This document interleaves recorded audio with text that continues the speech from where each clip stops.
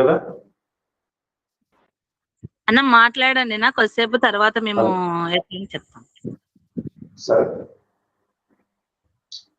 ప్రార్థన చేసుకొని దేవుని వాక్యాన్ని ప్రార్థన చేద్దాం. కృప కలిగిన మాట్లాడతారు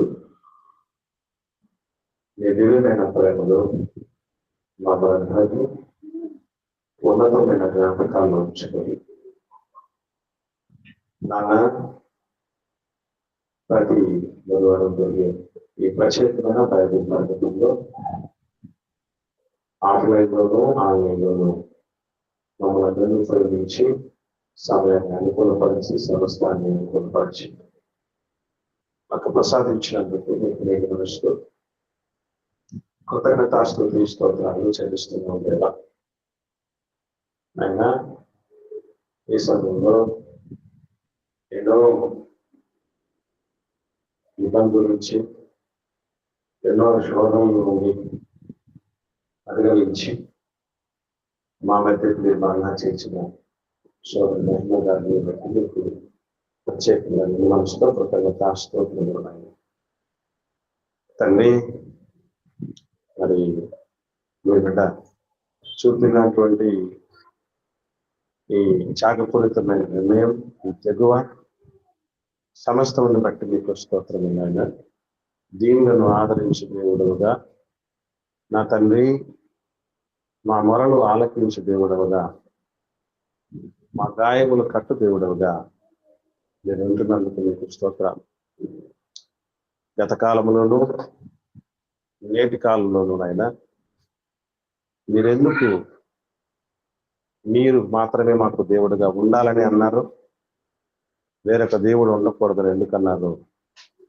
వాటన్నిటి గురించి సమయంలో నేను ప్రత్యేకంగా నేర్చుకోవటానికి సిద్ధపడుతుంటుండగా కావలసిన తోడ్పాటును మీ కృపలో మాకు అనుగ్రహించండి. కావలసిన బిడ్డల్ని కూడా సకాలంలో తీసుకురండి. సమస్తమును మీరు స్వాధీనం అందించుకున్నట్లు మమ్మల్ని కూడా మీ స్వాధీనం అందించుకొని సదా మీ మహిమ కోసం జరిగించి ముగించి మీరు దాన్ని పొందమని యేసుక్రీస్తు ప్రభువుల వారి పరిశుద్ధమైన నామములో ఈ ప్రార్థన మీకు సమర్పించి పొంది ఉన్నాం తండ్రి, ఆమేన్. ప్రేమైన దేవుని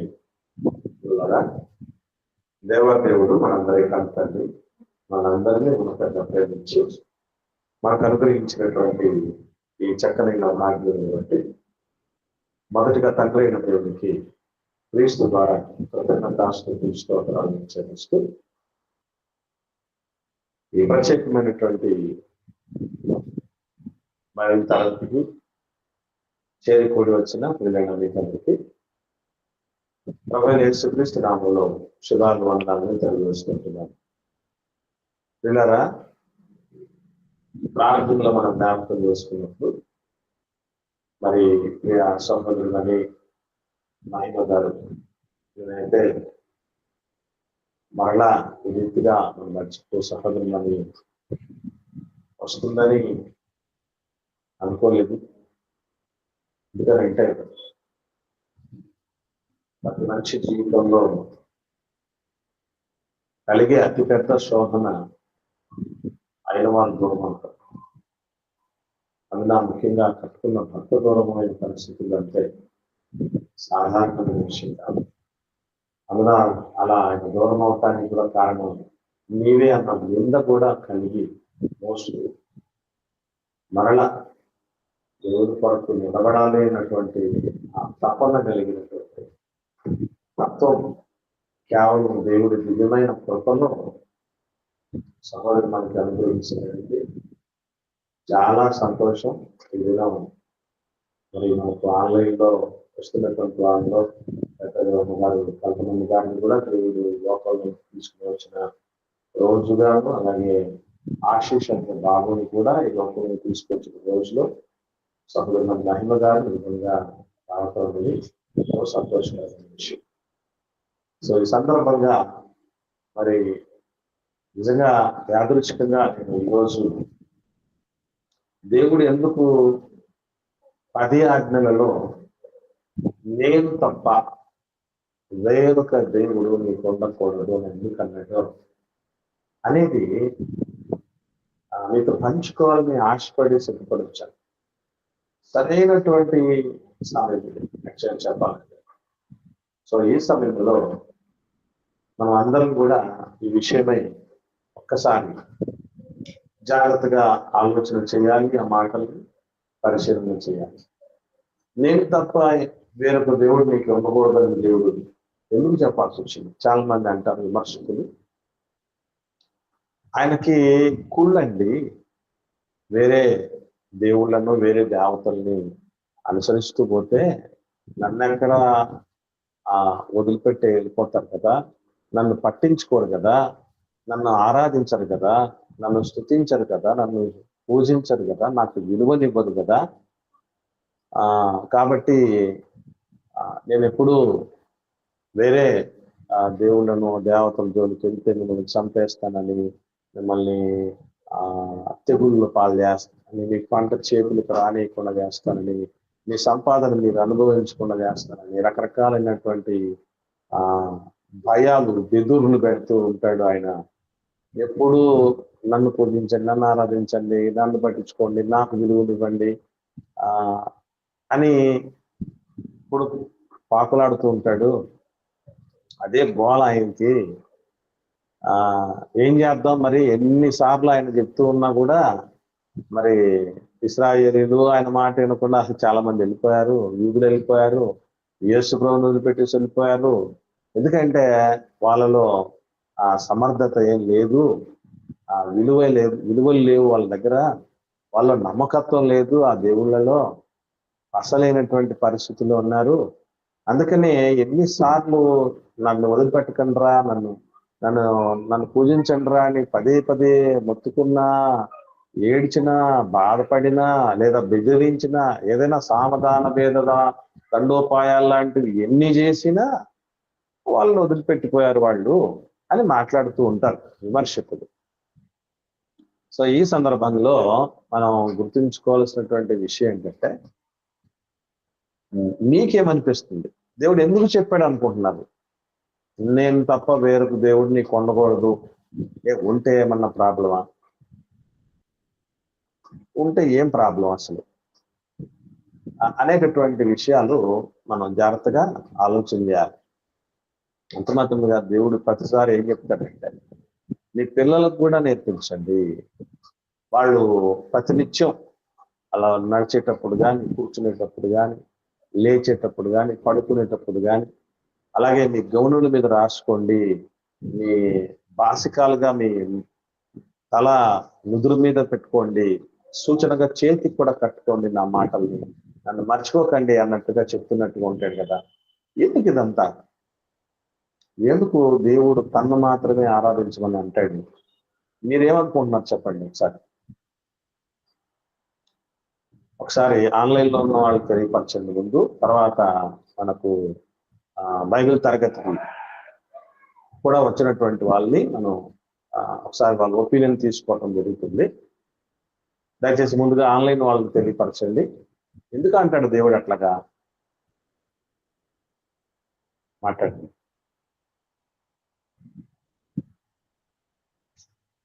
ఆ ప్రశ్న అర్థమైందండి? అర్థం కాలేదు ప్రశ్న, లేదంటే ఆన్సర్ తెలియదా? ఏదో ఒకటన్నా మీరు రెస్పాండ్ అవ్వాలి. ప్రశ్న అర్థం కాలేదండి, మళ్ళీ ఒకసారి చెప్పండి పాస్టర్ గారు. నేను తప్ప వేరొక దేవుడు నీకు ఉండకూడదు అని దేవుడు అంటూ ఉంటాడు. నా గురించి అందరికీ చెప్పండి అని చెప్తూ ఉంటాడు దేవుడు. ఎందుకు అలా అంటూ ఉంటాడు? వేరొక దేవుడిని అనుసరిస్తే మనకి ఏమన్నా ప్రాబ్లమా? ఎందుకు ఉండకూడదు అంటాడు? తన్నే ఎందుకు ఆరాధించమంటాడు దేవుడు? తన గురించి ఎందుకు పట్టించుకోమంటాడు? ఇది ఒకటి ప్రశ్న. నన్ను కూడా ఇంట్లో వాళ్ళు అదే అడుగుతున్నారు పాస్టర్ గారు.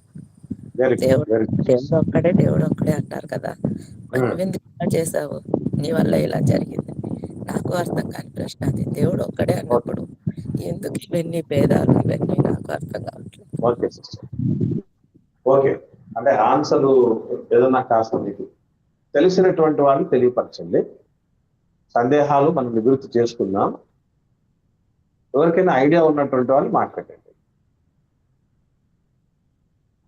ఎవరికి ఐడియా లేదా?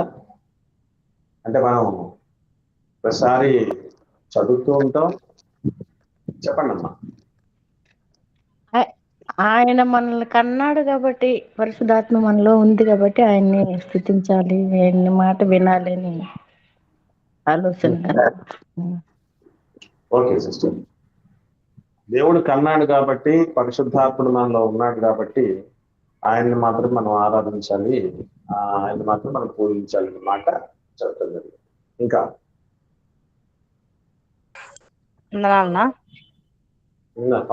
చెప్పండి. కృష్ణ గారు చెప్పినట్టు మనం తండ్రి ఒకడే ఉంటారు, అందరినీ తండ్రి నాన్న అని పిలవలేము కదా. కాబట్టి మన తండ్రి దేవుడే గనక ఆయన్నే మనం పూజించాలి, ఆయన్నే ఆరాధించాలి అని అనుకుంటున్నాం. వెరీ గుడ్ అమ్మా. తండ్రి ఒక్కడే ఉంటాడు కాబట్టి, దేవుడే మన తండ్రి కాబట్టి మనం ఆయన్ని పూజించాలి, ఆయన్ని ఆరాధించాలి అని చెప్పారు. వెరీ గుడ్ అమ్మా. ఇంకా వేరే వేరే ఆన్సర్లు ఏమైనా ఉన్నాయా? వందనాలన్నా. వదనాలు సిస్టర్, చెప్పండి అమ్మా. అన్నా, అదే ఆది కాండంలోనే మొట్టమొదటిగా దేవుడు ఒక్కడే అని మనకి ఆయన దేవుడుగా మనకి చూపించిన మొట్టమొదటి అధ్యాయంలోనే ఆది కాండంలో ఉన్నది కదనా. సో తర్వాత ఏమీ లేకున్నప్పుడు, భూమి శూన్యముగా ఉన్నప్పుడు ఆయన దేవుడుగా నిలుచున్నాడు కాబట్టి కన్న పిల్లలకు కూడా తండ్రి ఒక్కడే, అంటే దేవుడు ఒక్కడే అని నేను అనుకుంటున్నాను. ఓకే, మంచిది. దేవుడు ఒక్కడే కాబట్టి, వేరే వాళ్ళు ఎవరు లేరు కాబట్టి ఆయన్ని ఆరాధించమంటున్నాడు దేవుడు అనేది మీరు చెప్పినటువంటి ఆన్సర్. ఇంకా ఎవరైనా బ్రదర్స్ కానీ సిస్టర్స్ కానీ లైన్ లో ఉన్న వాళ్ళు మాట్లాడండి. అందరి దేవుళ్ళు దుష్ట శిక్షణ, శిక్ష రక్షణ అని అన్ని చేసిన ఎవరు వాళ్ళ పాపాలను అయితే తీసుకోలేదన్న. ఒక యేసు క్రీస్తు ప్రభుల వారు మాత్రమే మన పాపాలు తీసుకొని మనకు విముక్తి కలుగజేసినాడు కాబట్టి ఆయనను మాత్రమే మనల్ని ఎవరు కాపాడింటారో వాళ్ళనే మనం పూజించాలన్న. మనల్ని ఎవరైతే నరకంలోకి పోకుండా కాపాడతారో ఆయననే దేవుడు, ఆయననే పూజించాలి. వెరీ గుడ్ అక్క. మరి లోకంలో చాలా మంది దేవులుగా పిలువబడుతున్నటువంటి వాళ్ళు దుష్టులను శిక్షిస్తారు, మరి నీతిమంతులను రక్షిస్తారు. అంతేగాని మరి దుష్టులను రక్షించినటువంటి పరిస్థితి లేదు. అలా దుష్టులను సైతం, పాపములను సైతం మరి క్షమించి హక్కును తెచ్చుకొని కొత్త జీవితాన్ని ప్రసాదించి నరకాన్ని నుంచి తప్పించి పరలోకాన్ని తీసుకెళ్లేవాడు కాబట్టి ఆ దేవుడిని మనం నమ్మాలి, ఆయన్ని మనం ఆరాధించాలన్నమాట సిస్టర్ చెప్పారు. ఓకే, మన సంఘంలో ఉన్న వాళ్ళు మీరు తెలియపరచున్నాం ఒకసారి, ఎందుకంటున్నాడు దేవుడు ఆ మాట మీకు తెలిసింది చెప్పండి.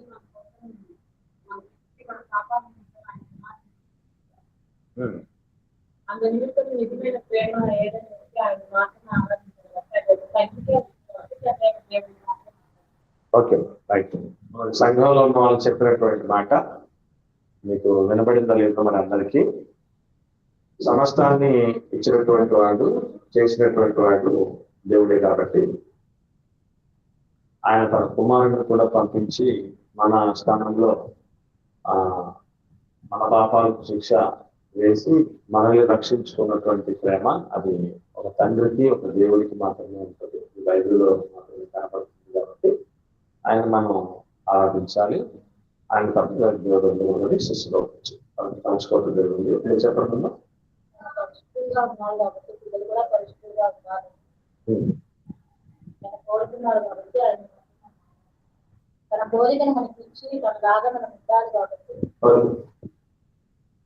దేవుడు తన పోలికను మనకిచ్చి తనలాగే మనం ఉంటామన్నాడు.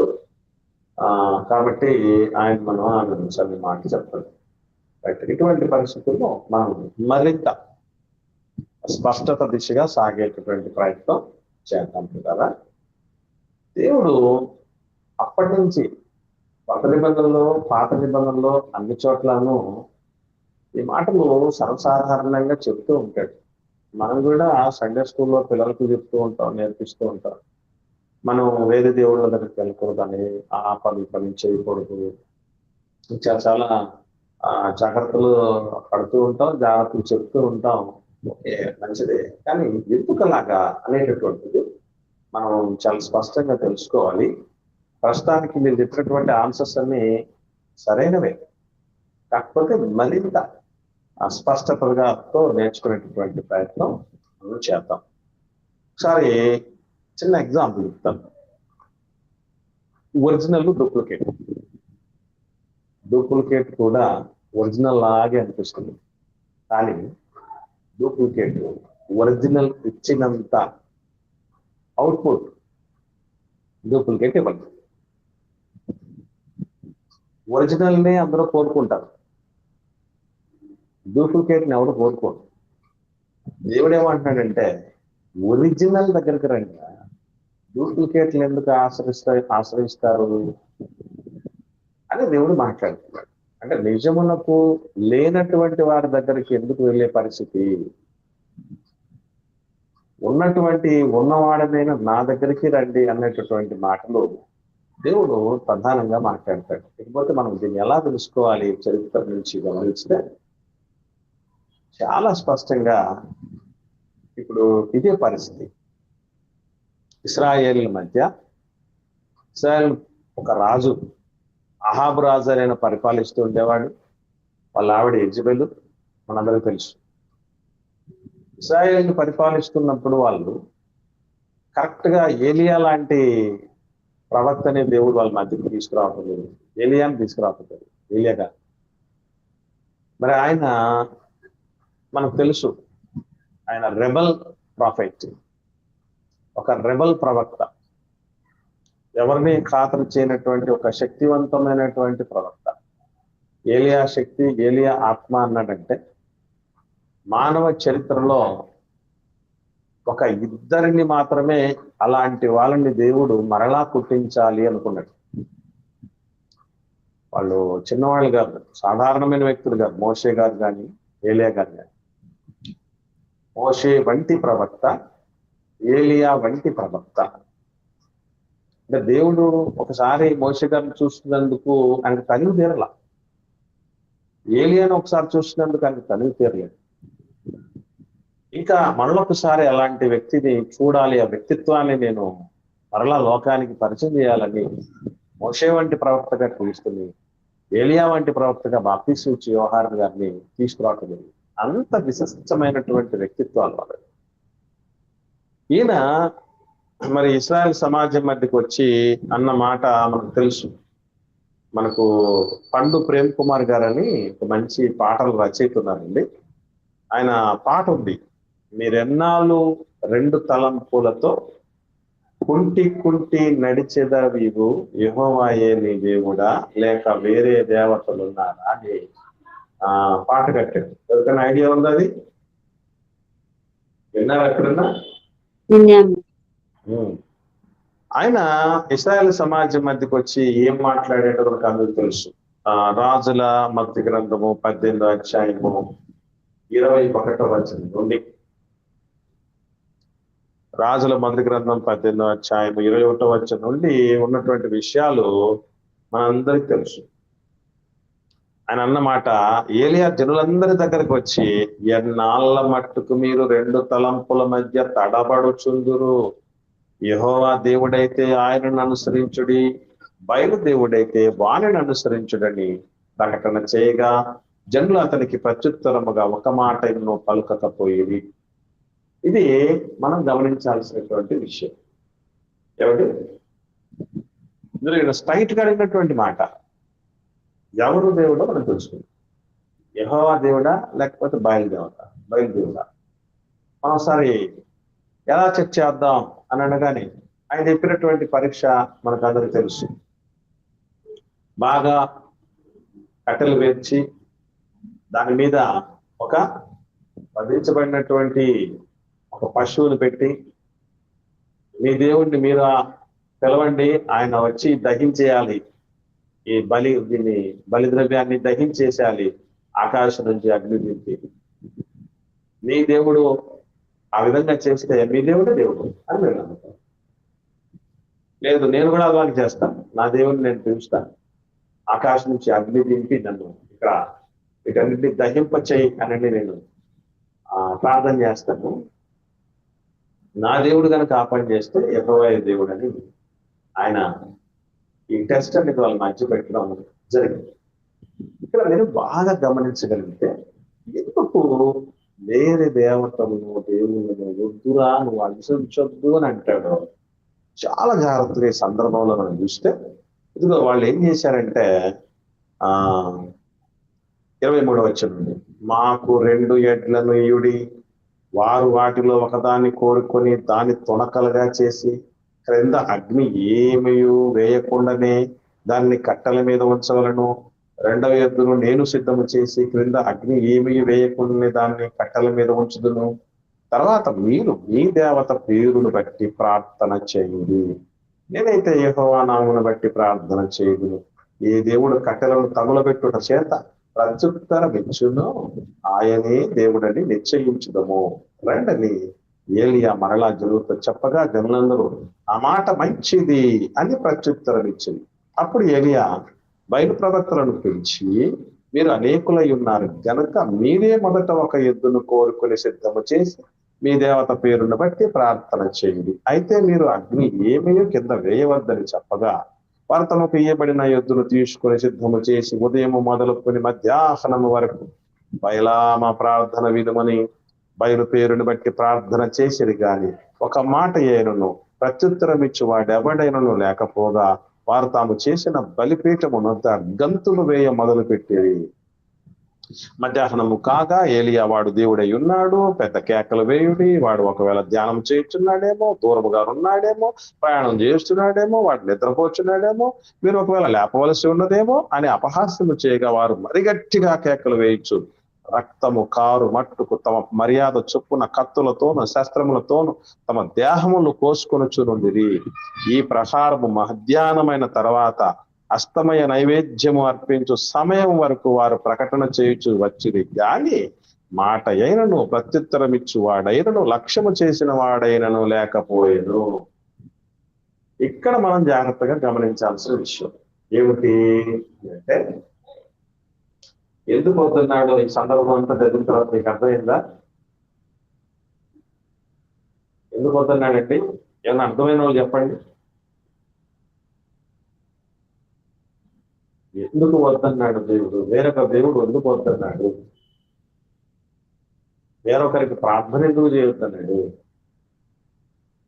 ఈ సందర్భం చదివారు కదా, చదివిన తర్వాత మీకు ఏమర్థమైంది?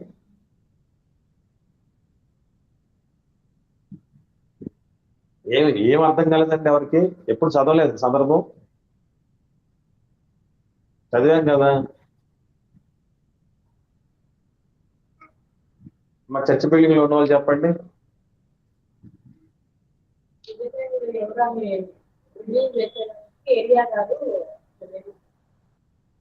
ఓకే మా దేవుడు ఎందుకు వద్దన్నాడు, అసలు వేరే దేవుడు ఎందుకు వద్దన్నాడు అనేది ఆన్సర్ ఉంది ఇక్కడ. అది మనకు కావాలి. దేవుళ్ళు కాదు కాబట్టి వారిని దేవుడు వద్దన్నారు. ఎవరు లేరు కదా దేవుళ్ళు అనేవారు, దేవుడు ఒక్కడే, ఇంకా వేరే దేవుళ్ళు ఎవరు లేరన్న. Okay right. ఇక్కడ మనం జాగ్రత్తగా గమనించాల్సిన విషయం ఏంటంటే, వాళ్ళు లేరు కాబట్టే జవాబు రాలేదు. ఎన్నిసార్లు పిలిచారు? ఉదయం నుంచి సాయంత్రం దాకా పిలిచి పిలిచి పిలిచి వాళ్ళ నోరు పోయింది.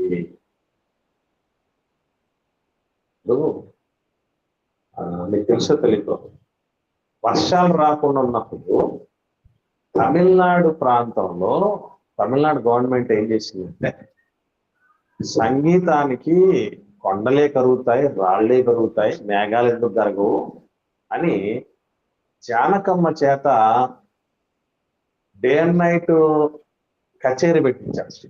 పాటల కచేరీ ఒక 2 రోజులు పెట్టించారు నాన్ స్టాప్. పాడి పాడి ఆమె గొంతు పోయింది కానీ వర్షాలు పడలే.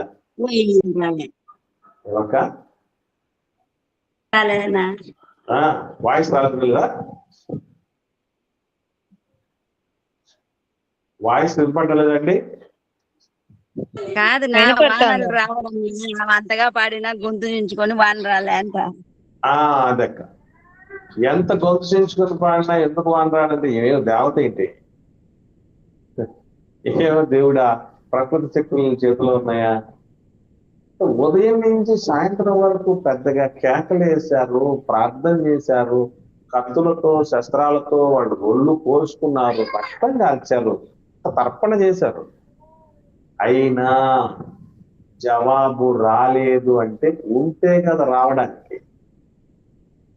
మార్చరీ తెలుసు కదా మీకు అందరికీ, మార్చరీ తెలుసు కదా, చనిపోయిన శవాల నుంచే ప్రదేశం.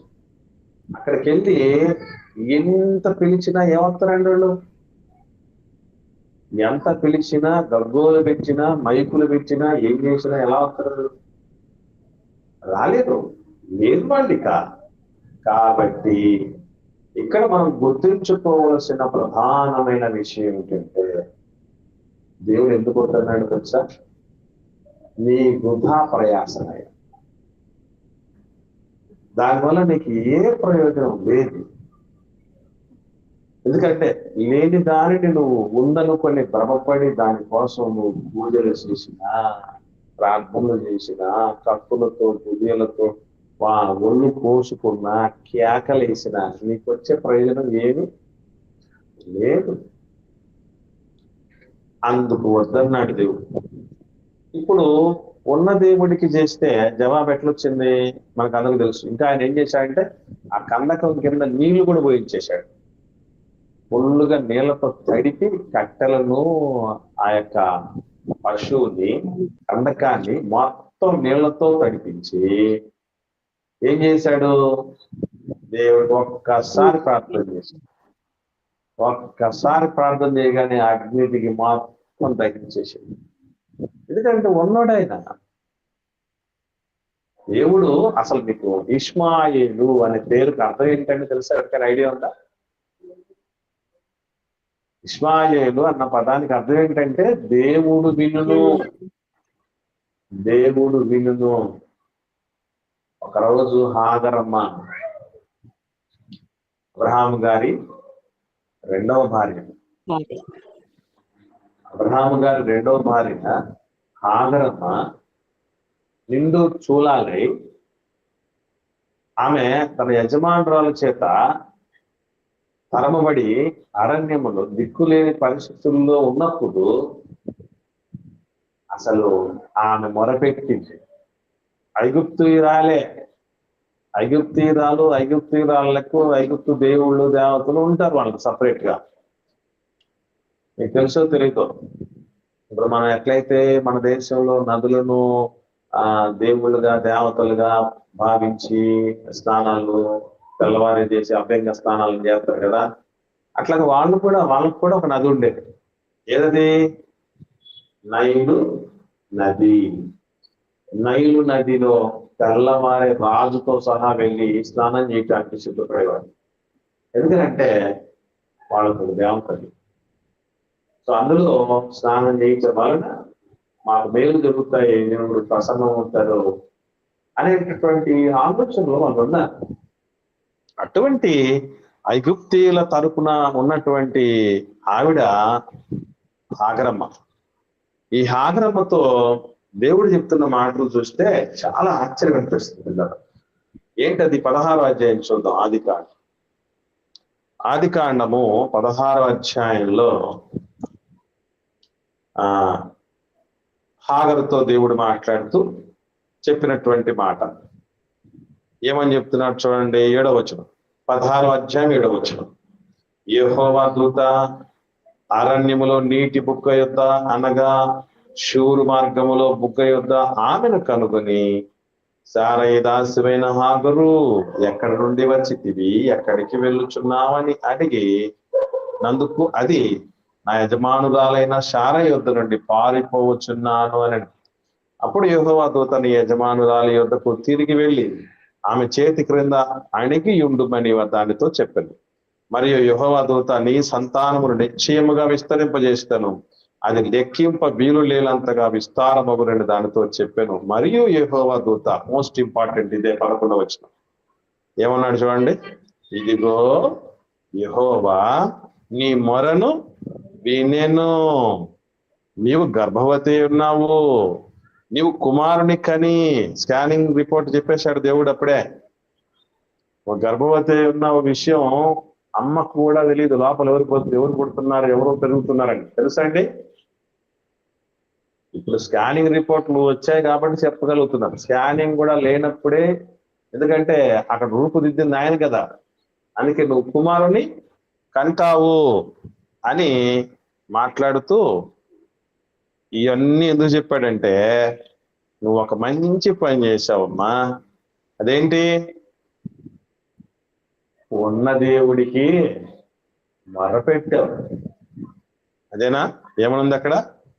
యెహోవా నీ మొరను వినెను అంటే నిజ దేవుడు ఎవరు కనుగొని ఆమె మొరపెట్టింది కాబట్టి ఆమెకు జవాబు దొరికింది. మరి అలా కాకుండా ఐగుప్తు దేవతలకో ఐగుప్తు దేవుళ్ళకో మొరపెట్టింటే ఏమైపోయేది అనమాట? ఆ టైంలో ఒకవేళ ఏమవడానికి అవకాశం ఉండేది?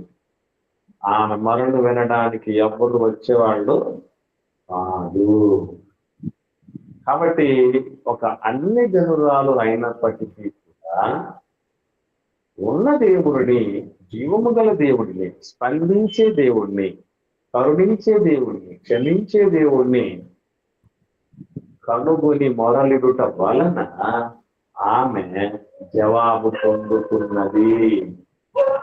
కనుక లేని దేవుళ్ళ వెంట పడినప్పుడు ఏం ప్రయోజనం? కాబట్టి అందుకు దేవుడు చాలా సందర్భాలు చెప్తారు సొంత ప్రజలతో, ఇశ్రాయేలీయులతోనే చెప్తారు. మరి మీరు ఏదైతే ఒక రూపాన్ని ఆరాధిస్తున్న రూపాన్ని, ఆ రూపానికి కళ్ళు ఉంటాయి కానీ చూడలేని పరిస్థితి రా, చెవులు ఉంటాయి కానీ వినలేని పరిస్థితి, చేతులు ఉంటాయి పని చేయలేని పరిస్థితి, కాళ్ళు ఉంటాయి నడవలేని పరిస్థితి అని చెప్తూ ఉంటాడు. ఎందుకనంటే నేను వట్టిది అంటాడు. గట్టి వాడిని వదిలిపెట్టి వట్టి వాళ్ళని పట్టుకుంటే ఏమవుతుంది? అసలు పట్టుకొని అసలు వదిలేసి పొసలను పట్టుకుంటే ఏమవుతుంది? అందుకే దేవుడు అనవసరమైన అంటే నీ కష్టం వృధా కాకూడదు, నువ్వు పెట్టే మొర్ర వినపడానికి, దానికి జవాబు రావాలి, నీ నష్టం లాభంగా మారాలి, నీ దుఃఖం ఆనందంగా మారాలి. ఈ విషయాలన్నీ కూడా దేవుడు తెలిసిన వాడు కనుక మన అందరికీ చెప్తున్న మాట ఏంటంటే, లేని వాటి దగ్గరికి వెళితే మీకు ఏ ప్రయోజనము కలగదు. అందుకోసన్నాడు దేవుడు. గమనించండి.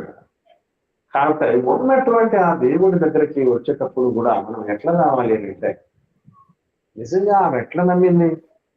అరే యజమానురాలేమో ఇంత తీక్షణంగా దయా దాక్షిణ్యం లేకుండా వెళ్ళబడితే ఆమె పూజించే దేవుడే కదా ఆయన.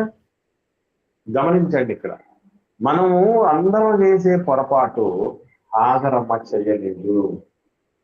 అందరూ కూడా మనలను బట్టి మన దేవుడిని ఆలోచన చేస్తారు, అవునా కదా? మనల్ని బట్టి మన దేవుడిని అంచనా వేస్తారు.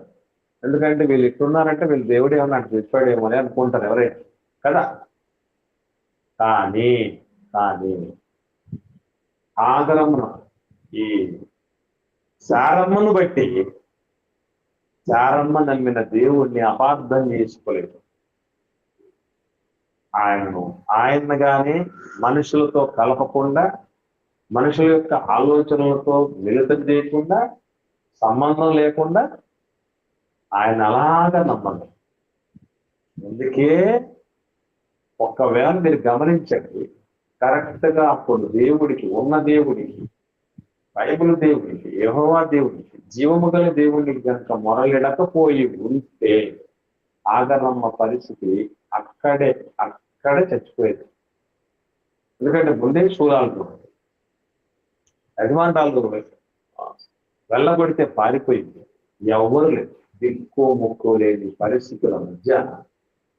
అందుకే అంటది మా ఆగరమ్మ, ఏమంటారు తెలుసా? దేవుణ్ణి చూస్తున్న దేవుడు అంటారు. నువ్వు చూస్తున్న దేవుడు.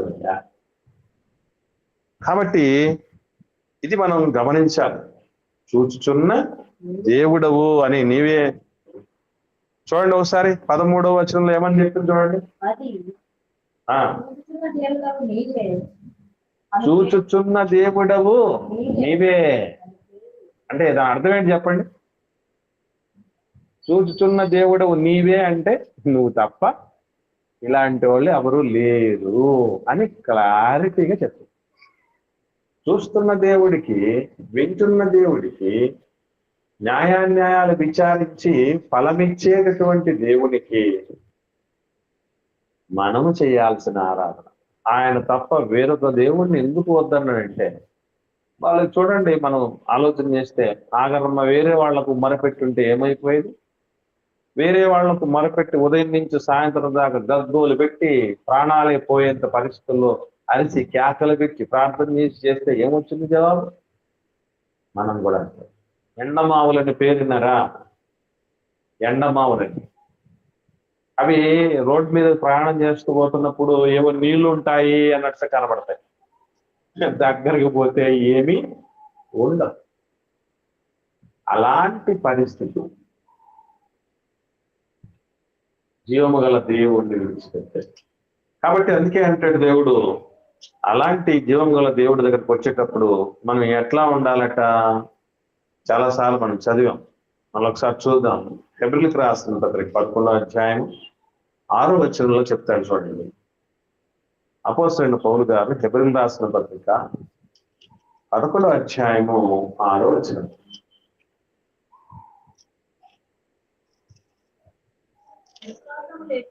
విశ్వాసము లేకుండా దేవునికి ఇష్టడయుట అసాధ్యం. దేవుని యొద్దకు వచ్చువాడు ఆయన ఉన్నాడు, నిజ దేవుడున్నాడు, తను వెతుకు వారికి ఫలము దయచేస్తాడు అని నమ్మాలి. ఇప్పుడు చిత్రం ఏంటంటే, లేని వాటిని నమ్మడానికి ఉన్న తెగువ ఉన్న దేవుని నమ్మటానికి లేకుండా పోయింది. ఇది బాధాకరమైనటువంటి విషయం. లేని వాళ్ళ కోసం ప్రాకులాట.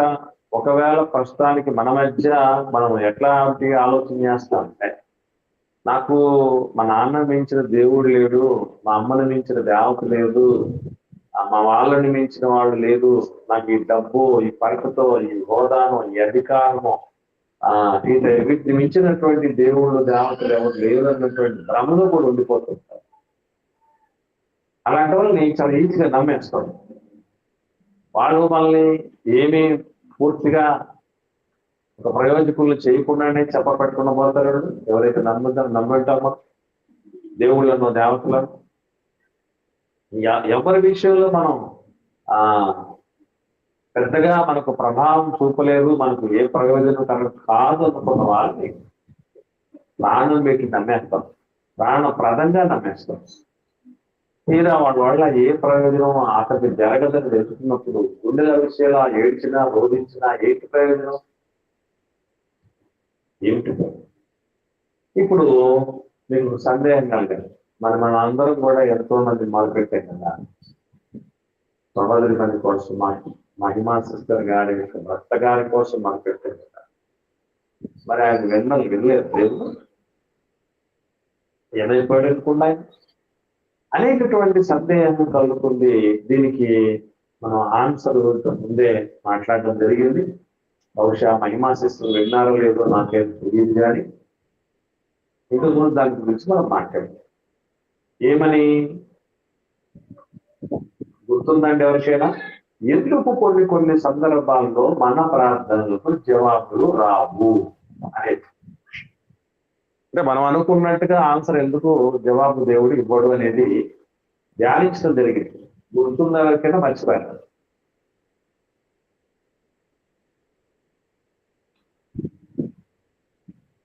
మాట్లాడండి. ఎందుకు కొన్ని సందర్భాల్లో మనం ప్రార్థన చేసినా, నీతిగా ఉండి ప్రార్థన చేసినా, పాపం చేయకుండా ప్రార్థన చేసినా, మనం పరిశుద్ధులుగా ఉండి ప్రార్థన చేసినా కూడా కొన్ని సందర్భాల్లో దేవుడి దగ్గర నుంచి ఆ ప్రార్థనలకు జవాబు మనం కోరినట్టుగా రాదు. ఎందుకంటారు? ఇంతమంది ప్రార్థనలు చేశారు, ఒక్కరన్న పరిస్థితులు లేదు. అందరూ పాపర్తలేదు, అందరూ ప్రార్థన విషయంలో దేవుని పెట్టే పరీక్షలో మనం పాస్ అవ్వాలంట. అంటే మీరు విన్నారమ్మా ఆ పాట విన్నారా? పాట వినలేదన్నా, నేను జాయిన్ కాదు. అదే విన్నవాళ్ళు చెప్పండి అమ్మా, విన్నవాళ్ళు చెప్పండి, బ్రదర్స్ కానీ సిస్టర్స్ కానీ. గుర్తుందా మర్చిపోయారా?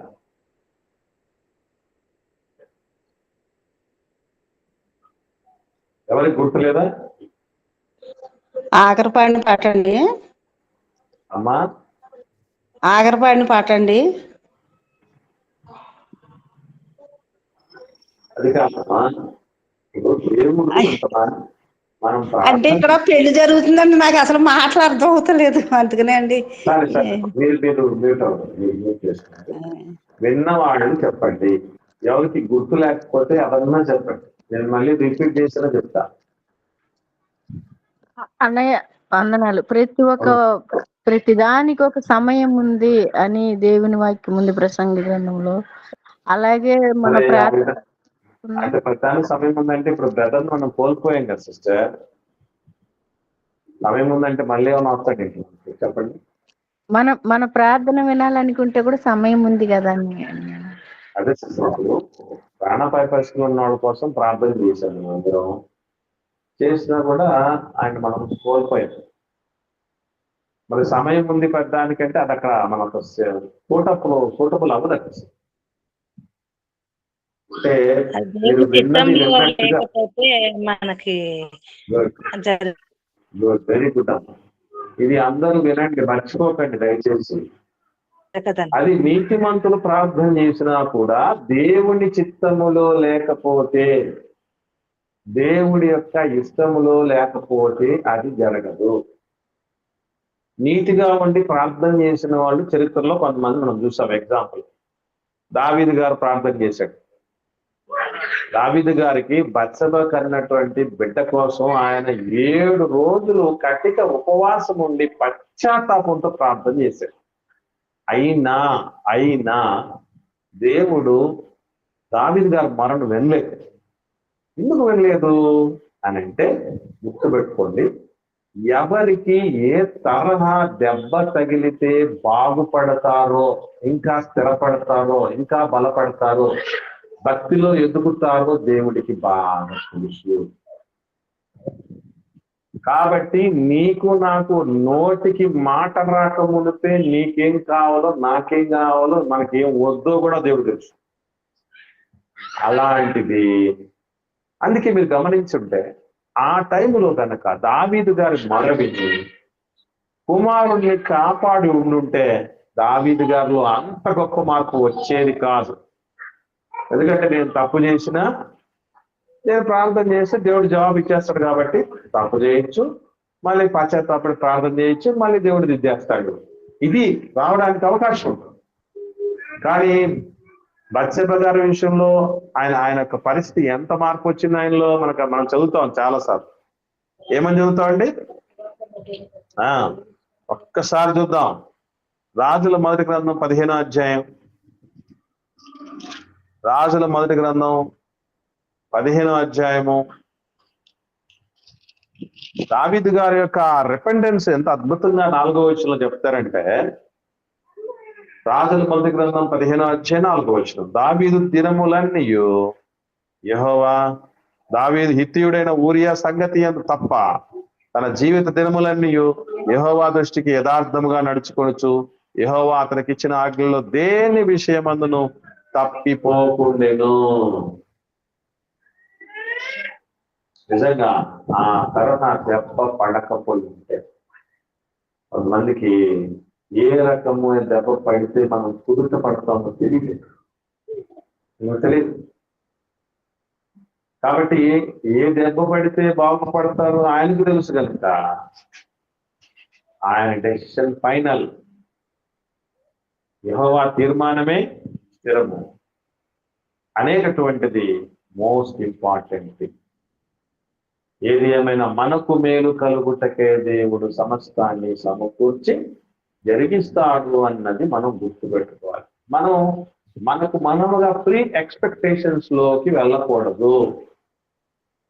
దేవుడి హ్యాండ్స్ లోకి విషయాన్ని తీసుకెళ్ళినప్పుడు ఆయన ఏ డెసిషన్ తీసుకున్నా అదే మనకు సూటబుల్ అనేది మనం నమ్మాలి, మర్చిపోకండి. ఎందుకంటే లోకంలో మంచి సామెత ఉంది, తాను ఒకటి తలిస్తే దైవం ఒకటి తలిచాడు అని. నిజంగా ఆయన తలచిందే కరెక్ట్. ఎందుకంటే మన తలంపులు దేవుని తలంపుల లాంటివి కాదు, దేవుడి తలంపులు మన తలంపులు లాంటివి కాదు. ఆయన ఆకాశం అంత ఎత్తులో ఆలోచన చేస్తే మనం భూమి మీదనే తచ్చాడుకుంటాం, మనుషుల సంగతులే ఆలోచిస్తాం తప్ప దేవుడి సంగతులు ఆలోచించలేదు. అలాగే యేసు ప్రభుల వారు కూడా గెత్సెమని తోటలో నీతిమంతులకే నీతిమంతులైన నాకు తెలుసు. అటువంటి ఆయన ప్రార్థన చేసినా కూడా ఈ గిన్నెను తొలగించు, రాబోయే సిలువ మరణాన్ని తొలగించు అన్నా దేవుడు దాన్ని యాక్సెప్ట్ చేయలేదు. ఎందుకు అంటే అది దేవుడి ఇష్టములో లేదు. ఆయన నలగొట్టుటకే యెహోవాకు ఇష్టం. అది ఆల్రెడీ ముందుగానే ఆ జగత్తు పునాది వేయబడక మునిపే నియమించబడ్డాడు బలవుటానికి. వెండి బంగారము వంటి శ్రేయస్సుల చేత మీరు విమోచించబడలేదు, కానీ అమూల్యమైన గొర్రెపిల్ల వంటి రక్తం, క్రీస్తు రక్తం చేత మీరు విమోచించబడ్డారు. ఆయన జగత్తు పునాది వేయబడక మునిపే నియమించబడ్డాడు అని తెలుగుగా చెప్తారు మనందరూ తెలుసు. కనుక అందుకే అంటాడు ప్రభు, ఆయనను నా ఇష్టం కాదు నాయన అని 3 సార్లు నీ ఇష్టమే, నీ ఇష్టమే, నీ ఇష్టమే. అంటే మన ఇష్టంతో నీతిమంతులు కూడా ప్రార్థన చేస్తారు. మర్చిపోకండి, సొంత ఇష్టాలతో నీతిమంతులు ప్రార్థన చేసిన దేవుడు దేవుడు.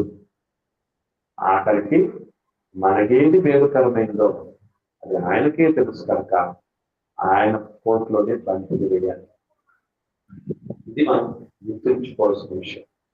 పౌలు గారు కూడా నా శరీరంలో ముళ్ళుంది, దానికోసం నేను ప్రార్థన చేశాను, అయినా కూడా ఏమన్నాడట, నా కృప నీకు చాలు, బలహీనతల యందు నా బలం నీకు అధికం అవుతుంది అని చెప్పాడు.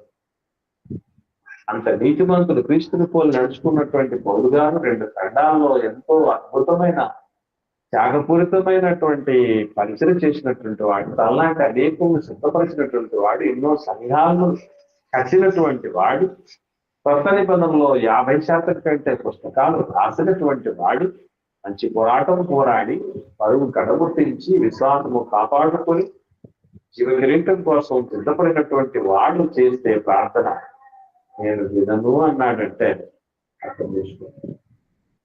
నిజంగా అది ఉంటేనే అంట బాగుపడతాడు. కొన్ని ముళ్ళు దేవుడు పెట్టినవి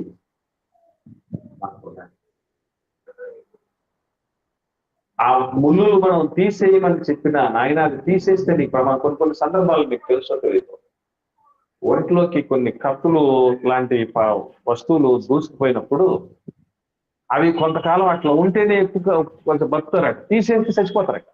విన్నారా అట్లాంటివి? అవి తీసేస్తే రక్తస్రావం ఎక్కువ జరిగి చచ్చిపోవడానికి అవకాశం ఉందట. అట్లాగే కొన్ని ఉండాలి మన జీవితం. కాబట్టి అలాంటి దాన్ని తీసేయమని చెప్తే, ప్రభువా నాకు భవిష్యత్తు లేకుండా చెయ్యి, నాకు జీవం లేకుండా చెయ్యి, నేను భక్తిలోంచి తొలగిపోయేటట్టు చెయ్యి అని ప్రార్థన చేసేట సుమా. కనుక దేవుడు ఎందుకు కొన్ని సందర్భాలలో మనం చేసినటువంటి విన్నపాలకి నీతిమంతులుగా ఉండి చేసినా కూడా, పశ్చాత్తాపంతో చేసినా కూడా వినడు అంటే ఏది మేలో అది దేవుడికి బాగా తెలుసు. కాబట్టి ఆయన నిర్ణయం ఇది దేవుడు ఎందుకు వద్దంటాడు మిగతా వాళ్ళంటే, వాళ్ళు నిజముగా లేనటువంటి వాళ్ళు, లేని వాళ్ళ కోసం ఎంత ప్రాకులంటే ఏం ప్రయోజనం. ఉన్న దేవుడైనా కొన్ని సందర్భాల్లో మనకు మేలుకరమైనటువంటి దిశగానే నిర్ణయాలు తీసుకుంటాడు. అలాగని అన్ని విషయాలు అలాగ ఉండదు సుమా, మర్చిపోకండి. అన్ని విషయాల్లోనూ దేవుడి చిత్తానికి వ్యతిరేకమైనటువంటి పరిస్థితులను మనం చేస్తామని అనుకోకండి. మొత్తానికి ఒకటి మాత్రం గుర్తుపెట్టుకో, ఏది ఏమైనా మనం ఏ ప్రయత్నం చేసినా, ఏ ప్రార్థన చేసినా, ఏం చేసినా ఇది మా ఆలోచన ఏమో నాయన, నీ ఇష్టమే ఆఖరిగా పైన అనేటటువంటి రీతిగానే మనం ప్రార్థించాలి. ఆయన నిర్ణయానికి శిరస వహించాలి.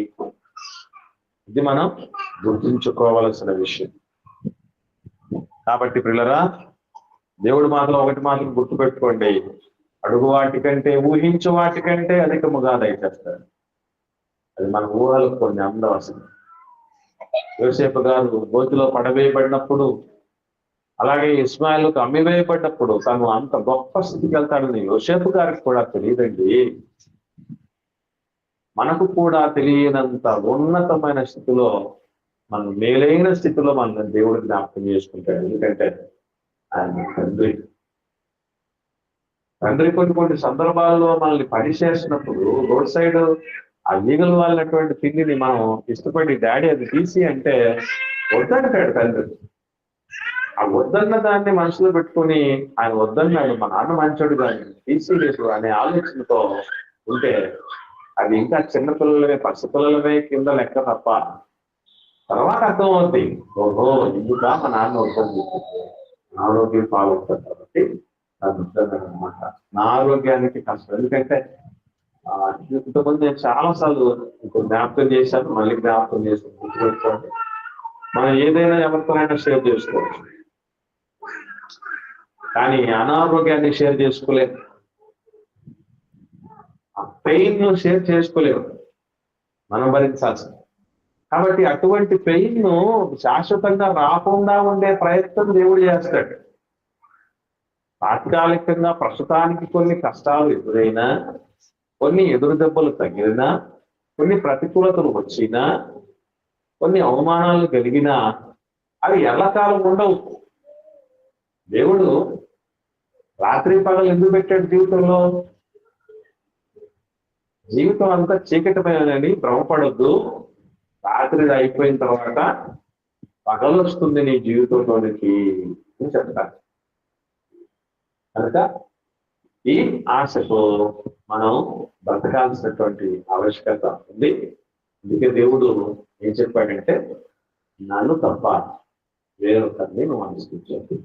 జవాబు ఉన్న దేవుడి నుంచే వస్తుంది.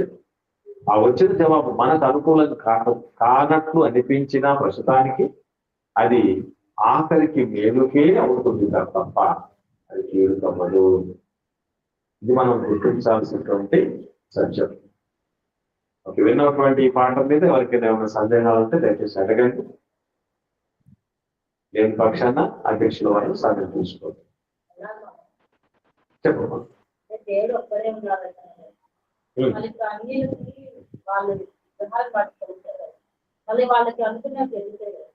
రైట్. ఒక ప్రశ్న వచ్చిందండి మనకి ఇక్కడ సంఘం నుండి. మరి వాళ్లకు నిజదేవుడు లేనటువంటి వాళ్ళు ఏవైతే అనుకుంటున్నారో అవి కూడా వాళ్ళు జరుగుతాయి కదా. ఈ డౌట్ మీకు ఎవరికైనా వచ్చిందండి? వాళ్ళు కూడా అనుకునేవి కొన్ని సాధిస్తారు కదా, అనుకునేవి జరుగుతాయి కదా. ఎంతో మంది దగ్గర నుంచి మనం విన్నాం. ఏమనంటే, నేను మొక్కుబడి చేసుకున్నాను దేవుడికి, అది నెరవేరింది, పోయి ఆ మొక్కుబడిని నేను చెల్లిస్తున్నాను అంటారు కదా. చూసాం కదా ఎన్నోసార్లు. నా తల్లిదండ్రులు ఇచ్చాను, ఆ మొక్కుబడి చెల్లించుకున్నాను, ఇది జరిగింది నాకు అని చెప్తుంటారు కదా. మరి దీని సంగతి ఏంటి? ఇట్లాంటి డౌట్ మీకు ఎవరికైనా వచ్చిందా? వచ్చింది. నాది జరిగింది కూడా. చాలా మందికి ఇక్కడ జరిగింటే వాళ్ళు ఆ విగ్రహాలకు పోయి మంచిగా వెండి గాని బంగారు గాని అట్లా ఇచ్చి కూడా వచ్చినారు వాళ్ళు. Very good, very good. ఇట్లాంటి పరిస్థితులు వచ్చినప్పుడు మనకి ఏమనిపిస్తుంది? మరి వాళ్ళకి జవాబులు ఇచ్చాయి కదా, ఏంటి అనిపిస్తుంది. కానీ ఇక్కడ మనకు గమనించాల్సిన విషయం ఏంటంటే, దేవుడు ముందు కూడా మీకు చెప్పాం, అన్యులకు ఇప్పుడు మనం మన ఇంట్లో ఉన్నటువంటి పిల్లలకు మనం ఆస్తిని ఇస్తాం, మన ఆస్తిని సొంతం చేస్తాం. ఒక బెచ్చగాడు వచ్చాడు అనుకోండి, ఏం చేస్తాం? భిక్ష పెట్టండి వచ్చాడండి మన ఇంటికి, ఏం చేస్తాం చెప్పండి? భిక్ష వేస్తాం. ఈ భిక్షను చూసుకొని వరమని భ్రమపడకూడదు. అర్థమైందండి? వాళ్ళు బతకాలి కదండి. మారుమనసు పొందాలంటే, సువార్తలకు అందాలంటే, వాళ్ళు ఆలోచించాలంటే వాళ్ళకు కూడా అందాలో వద్దానండి. వాళ్ళకి అవన్నీ అందటం వెనక ఉన్న ఉద్దేశము ఒకటే, ఎవడును నశించుకోకూడదు అన్నది దేవుడి ఉద్దేశం. అందరూ అంతటను మారుమనసు పొందాలి. ఇందుకొరకే వాళ్లకు కొన్ని నెరవేరుస్తూ ఉంటాడు. అవి ఎంతవరకు ఉంటాయి? అది వాళ్ళ కాలు ఇప్పుడు చనిపోయాడు అనుకోండి, ఎక్కడ పోతారు మరి? చనిపోతే నెక్స్ట్ శిక్షకి వెళ్ళిపోతారు. కానీ ఆ శిక్షను మనం తప్పించుకుంటాం. అది డిఫరెన్స్. కనుక వీళ్ళు మొక్కుబళ్ళు ఇవన్నీ వేరే. అంటే ఈ మొక్కుబళ్ళ ద్వారా ఆత్మకు రక్షణ వస్తుందా? మనసుకు నెమ్మది వస్తుందా? ఎన్నిసార్లు మొక్కుకుంటారు, ఎన్నిసార్లు అవి చెల్లించుకుంటారు, ఇంతే జీవితం అంతా. ఎక్కడ సంతృప్తి కూడా ఉండదు, నెమ్మది ఉండదు, నిమ్మలతో ఉండదు. ఇరుకులో విశాలత ఉన్నా మనకే రేపు కన్ను మూసిన దేవదూతలు వచ్చి నెమ్మది పొందు స్థలానికి తీసుకెళ్ళేది మనల్ని. కనుక పూర్వ కుమారుల కీర్తన మనకు అందరూ తెలుసు, 78వ కీర్తన అనుకుంటుంది. అందులో చాలా క్లారిటీగా ఉంటుంది. అనుజనులు అలా వృద్ధి పొందుతూ ఉంటారు. వాళ్ళకి ఏ బాధలు ఉండవు, ఏ చీకు చింత ఉండదు, హ్యాపీగా ఉంటారు, ఇల్లు కట్టుకుంటూ ఉంటారు, కార్లు తిరుగుతూ ఉంటారు, ఏసీ గదుల్లో ఉంటారు, అనుకున్న చోట కోరికలు తింటారు. ఇవన్నీ ఏంటంటే వాళ్ళ చివరి కోరిక. అక్కడగా మరి శాశ్వత శిక్షకులకు వెళ్ళడానికి ముందు వాళ్ళు నెరవేర్చుకునే చివరి కోరికలు. దాన్ని చూసి ఏదో అనుకోకండి. ఆ వాపు బలుపు తెలుసు కదా మీకు. వాపును చూసి బలుపు అనుకోకూడదు. వాపు వల్ల కూడా బాగా ఒళ్ళు బాగా ఉబ్బెత్తుగా కనబడుతుంది, కానీ అది బల్బ్ అయితే కాదు. కనుక అది వాళ్ళు వాపది, వాళ్ళ చివరి కోరికలు, దేవుడు వేసిన భిక్షలు వాళ్ళు కూడా మారుతారు. కాబట్టి దిస్ ఇస్ ద డిఫరెన్స్. ఇంకెవరికైనా సందేహాలు ఉంటే అడగండి. అర్థమైందమ్మా?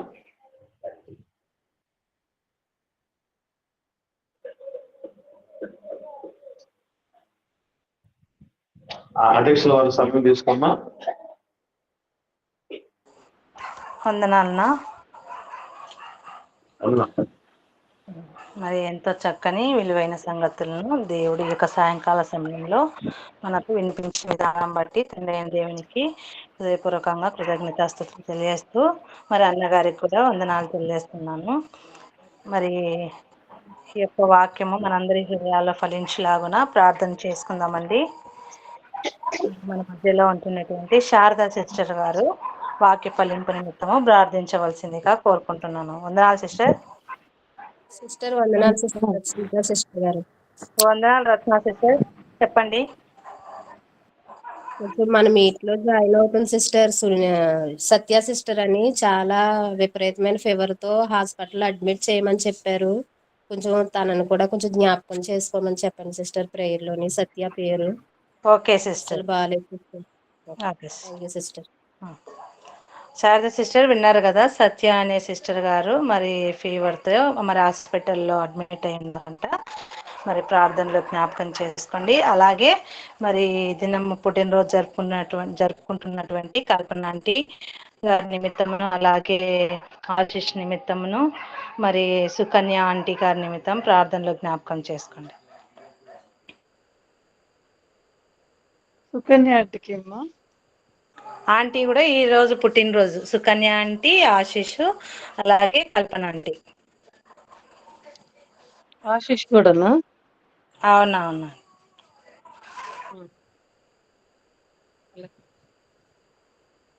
అందరు కళ్ళు మూసుకున్నట్లయితే ప్రార్థన చేసుకుందామండి.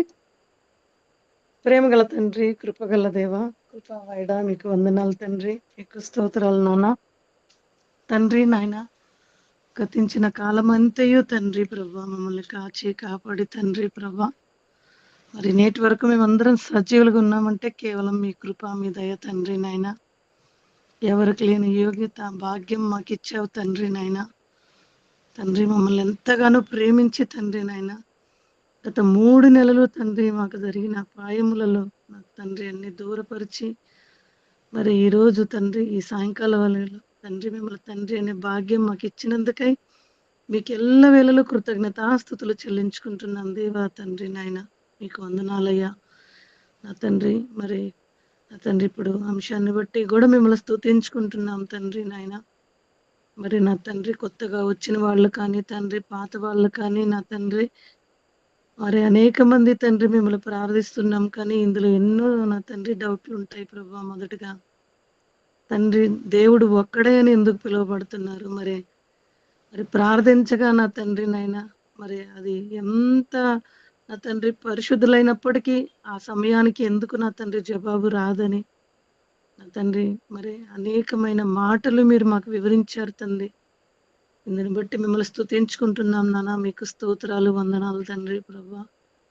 నా తండ్రి నిజ దేవుడని మీరే ఎరిగి ఎల్లప్పుడూ మిమ్మల్ని స్తుతించే భాగ్యాన్ని, కృపను మాకు అనుగ్రహించినందుకై మీకు కృతజ్ఞతాస్తుతులు తండ్రి నాయన ప్రభా.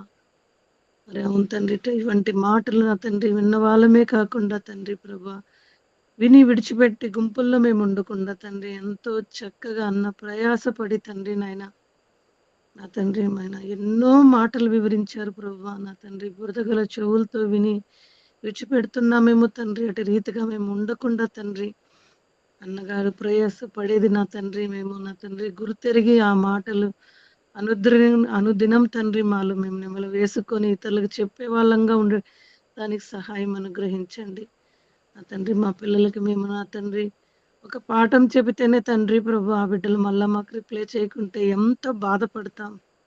మరి నా తండ్రి ఉదయం కానీ సాయంత్రం కానీ ఆ తెల్లవారుజాముల్లో తండ్రి ప్రభు ఉదయకాలను లేచి మీ మాటలు ఎంతో ప్రయాసపడి నా తండ్రి నాయన అన్నగారు మాకు వివరిస్తుంటే నా తండ్రి ఆ మాటల్ని మేము బురదగల చెవులతో వినకుండా గ్రహించి హృదయముతో ఉండి మీకు ఇష్టమైన బిడ్డలుగా మేము ఉండుటకు సహాయం అనుగ్రహించండి నాన్న. నా తండ్రి నాయన మీకు స్తోత్రాలు, వందనాలు తండ్రి. అన్నగారు చేసే పరిచర్లు కూడా మీరు తోడుగా ఉండండి అన్న. ఆరోగ్యంలో, ఉద్యోగంలో, ఆ ఒక్క జర్నీలలో ప్రతి ఒక్క విషయంలో మీరు అన్నగారికి తోడుగా ఉండమని కోరుకుంటున్నా తండ్రి. ఆయుష్ను బట్టి, ఆరోగ్యాన్ని బట్టి మిమ్మల్ని స్తుతించుకుంటున్నాం తండ్రి. ప్రతి ఒక్క దీవెనలు ఆ కుటుంబానికి దయచేయమని కోరుకుంటున్నా తండ్రి. మరి 3 నెలలు కాక తండ్రి మరి 4వ నెలలో మొదటి దినాన ఇటువంటి గొప్ప మాటలు వినిపించినందుకై మీకు కృతజ్ఞతాస్తుతులు చెల్లించుతున్నాం తండ్రి నాయన. దేవా మీకు స్తోత్రాలు, వందనాలు కథన తండ్రి. ఇదిగో తండ్రి నాయన ఈ దినాన పుట్టినరోజు జరుపుకుంటున్న ఆశీష్ని మరి తండ్రి అమ్మగారిని తండ్రి నాయన మరి కన్యా సిస్టర్ని జ్ఞాపకం చేసుకోండి తండ్రి నాయన. మీరు ఇచ్చిన ఆయుష్ని బట్టి కూడా మీకు వందనాలు తెలియజేసుకుంటున్నాను తండ్రి. నాయన కల్పనమ్మ గారు కూడా తండ్రి నాయన ప్రతి ఒక్కరికి తండ్రి ఆత్మీయ తల్లిగా నా తండ్రి అనేక మాటల ద్వారా వినిపిస్తున్నారు తండ్రి నాయన. ఆ శక్తి చూస్తుంటే ప్రభా మేము ఏ పాటి వాళ్ళం అనిపిస్తుంది తండ్రి ప్రభా. నా తండ్రి అమ్మగారు లాగా మేము కూడా తండ్రి ఎల్లప్పుడూ నా తండ్రి నాయన నా తండ్రి చురుకగల కన్యగా మేము కూడా ఉండుటకు సహాయం అనుగ్రహించండి తండ్రి. మీకు వందనాలు. మరి ఆశిష్యుని కూడా మీరుతో జ్ఞాపకం చేసుకోండి. బిడ్డ పుట్టినరోజు జరుపుతుండా నా తండ్రి పెరుగులలో తండ్రి నాయన బిడ్డ మీకు నా తండ్రి నాయన ప్రభా మీకు ఇష్టమైన రీతిగా బిడ్డ పెరుగుటకు సహాయం అనుగ్రహించండి తండ్రి. మరి సుకన్య సిస్టర్ని కూడా జ్ఞాపకం చేసుకోండి. అమ్మగారిని కూడా తండ్రి దీవించి ఆశీర్వదించండి.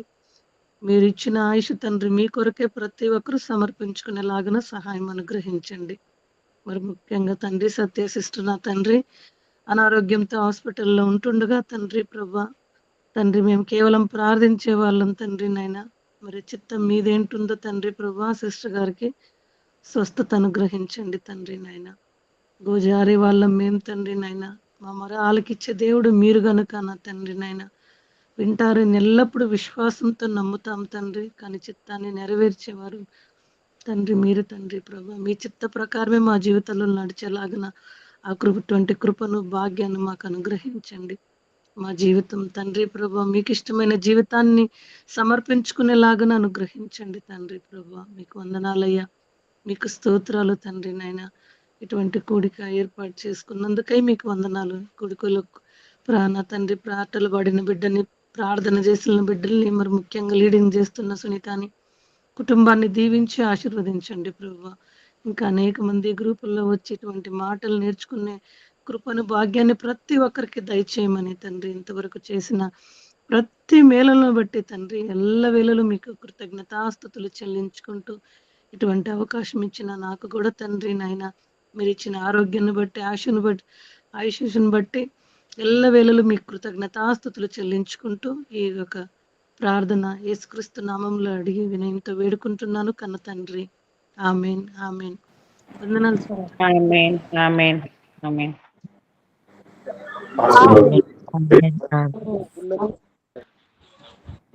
ఆశీర్వాదం తీసుకున్నాను. నా మాటను పడుతున్న అందరికీ వినిపిస్తుందన్న. ఓకే. మనందరికీ కన్నతండ్రైన దేవుని ప్రేమ, ఆయన కుమారుడైన యేసుక్రీస్తు ప్రభువారి కృప, పరిశుద్ధాత్మ యొక్క అన్యోన్య సహవాసం ఈ సాయం సభకు ఆన్లైన్ బైబిల్ తరగతికి చేరుకుని వచ్చిన మనకు ఈరోజు ప్రత్యేకంగా పుట్టినరోజు ఉన్నటువంటి అబ్రహం గారికి, సుకన్య గారికి, సోదరుడు ఆశీష్ గారికి, అలాగే ఆదరణ కొరకు ఎదురు చూస్తున్నటువంటి సోదరుడు మహిమ గారికి, సర్వలోకమందు చదివిన సకల పరిశుద్ధులకు సదాకాలం తోడేండి నడిపించును గాక. ఆమేన్ ఆమేన్ ఆమేన్. ఒకరికొకరు వందనాలు తెలుపుకొని సెలవు చూసుకోండి. వందనాలన్నయ్య. వందనాలు. దేవునికి స్తోత్రములు, అందరికీ వందనములు. వాక్యం అన్నయ్య గారికి వందనములు. లీడింగ్ చేసిన సించర్ దేవునికి దేవునికి స్తోత్రం అండి. అందరికీ వందనాలు. వాక్యం చెప్పిన పాస్టర్ గారికి వందనాలండి. వందనాలు పాస్టర్ గారు. వందనాలండి. వందనాలన్నా.